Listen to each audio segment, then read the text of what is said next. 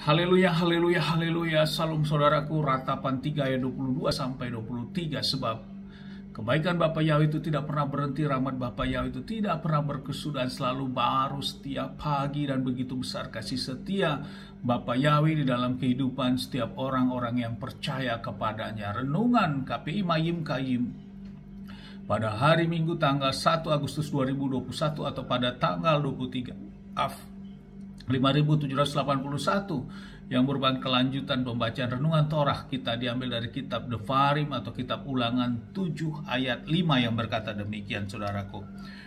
Namun kamu harus melakukan sesuatu terhadap mereka.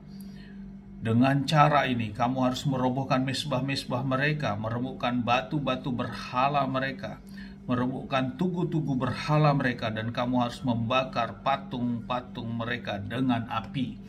Saudaraku, perikop yang baru saja firman yang kita baca adalah tentang kekudusan. Saat bangsa Israel akan masuk ke tanah Kanaan, di dalam kitab Ulangan ini Mose atau Musa mengulang kembali, saudaraku, untuk menyampaikan kepada bangsa Israel bahwa memang benar mereka akan menghadapi bangsa-bangsa lain di tanah Kanaan. Tanah Kanaan bukan tanah yang kosong, saudaraku, tapi sudah memiliki penghuni, dan penghuninya memiliki postur yang tinggi-tinggi, yang raksasa, saudara, kurang lebih tingginya 3,5 meter.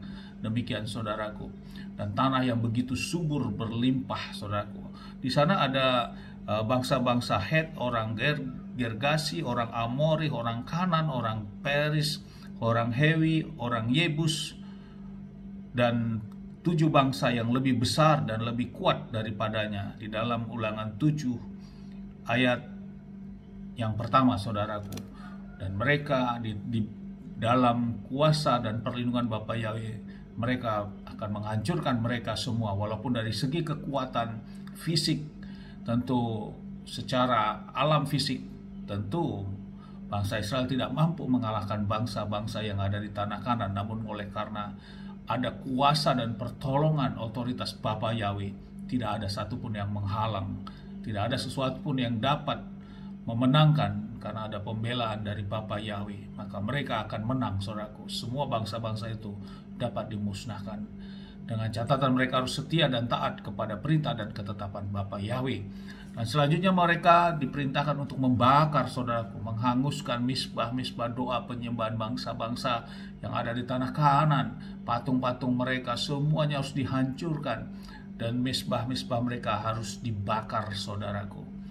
Saudara, renungan ini menjadi sesuatu renungan yang perlu kita ambil, saudaraku. Demikian juga di dalam kehidupan kita pribadi, lepas pribadi, saudaraku.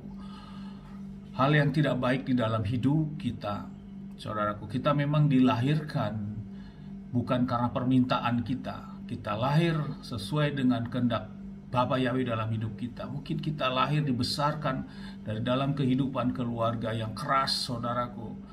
Keluarga yang memiliki garis keturunan yang hidupnya penuh dengan suatu perjuangan, dan itulah kehidupan yang kita jalani sampai saat ini, pribadi lepas pribadi. Namun lewat kita sudah mengerti dan menerima kebenaran, mengenal dan menyembah Bapa Yahweh, Elohim kita di dalam Adonai Yeshua HaMashiach sebagai Mesias kita. Kita harus merubah semua karakter-karakter yang tidak baik, saudaraku.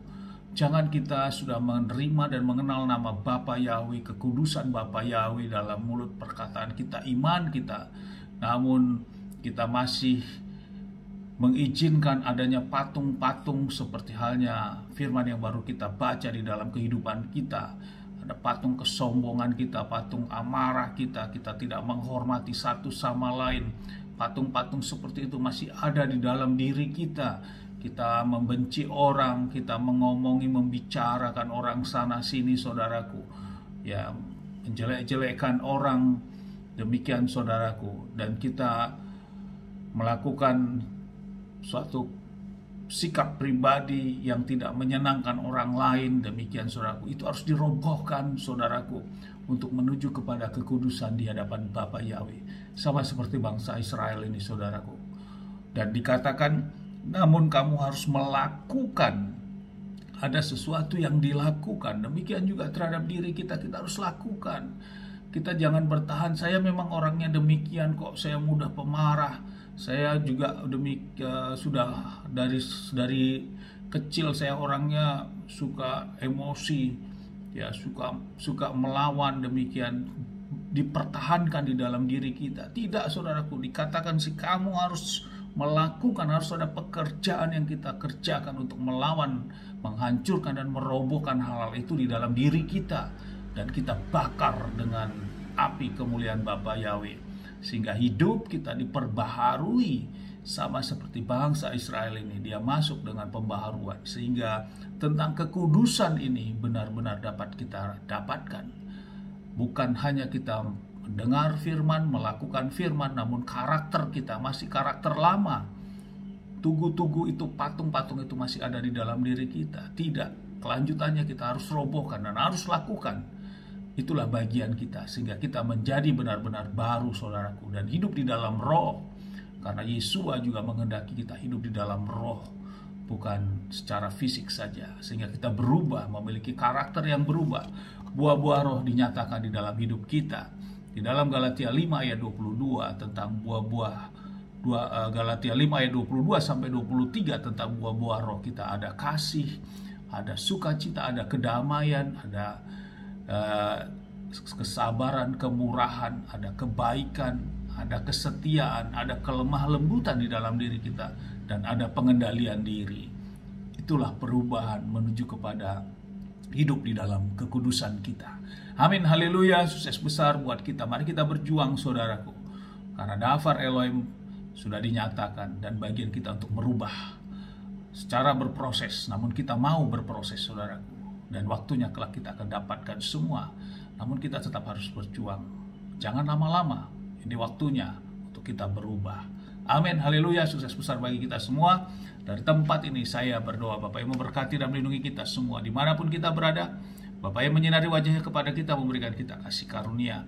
Bapak yang menghadapkan wajahnya kepada kita, memberikan kita damai sejahtera. Apapun yang kita kerjakan, apapun kita lakukan sepanjang hari, semuanya menjadi berhasil. Dan kita orang-orang yang percaya kepada Bapa Yahweh dan mau melakukan perintah dan ketetapan Bapa Yahweh. Janji firman berkata, hidup kita diberkati dan pertolongan Bapa Yahweh ada pada kita. Amin, haleluya, shalom, saudaraku.